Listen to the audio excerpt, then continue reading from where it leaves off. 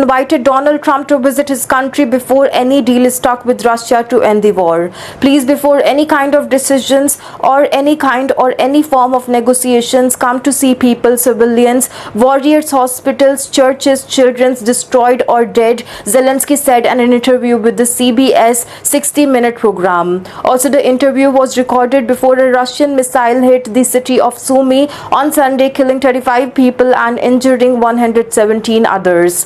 Without providing evidence, Russia said it fired two Iskander missiles at the meeting of the Ukrainian soldiers, killing 60 of them. Also, Trump said that he had been told it was a mistake without specifying who told him. At the scene in the Sumy, the conference center, Russia claimed that it was used for the meeting that is smashed and the crater marks that the spot where the missile has hit. The roof is no more. Kyiv has not confirmed the gathering of the military officers. However, a regional mayor in the Sumy has demanded the resignation of the local security officials. If needed, they allowed such a meeting to happen. Any gathering of soldiers is a prime target for Russia. Also, in the previous attacks and indeed throughout the invasion of Ukraine, civilians have been seen as acceptable collateral damage by the Russian military. The attack comes as the United States, Ukraine's strongest military ally, has been pursuing on an end to war. Now it is the fourth year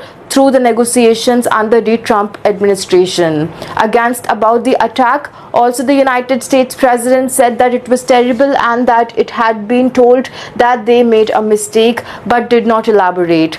Earlier, Trump's special envoy to Ukraine, that is retired Lieutenant General Keith Kellogg, said that the attack had crossed any line of decency. However, it remains to be seen if Trump will accept Zelensky's invitation. Scott Bessent, the U.S. Treasury Secretary, is the only senior member of the Trump's team to visit Kyiv, and that was to demand the Zelensky sign a contract heavily weighed in the Washington's favor to trade Ukraine's mineral wealth for the continued military aid.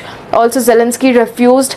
Zelensky and the Ukrainian president and other people's officials have highlighted the Russia's continued attack on the civilians, while the Trump attempts to improve relationship with the Moscow in search of a ceasefire. United States Special Envoy Steve Witkoff has already held 3 meetings with Vladimir Putin, and Kyiv is adamant that Moscow will exploit this as it continues to erode the Ukrainian territory.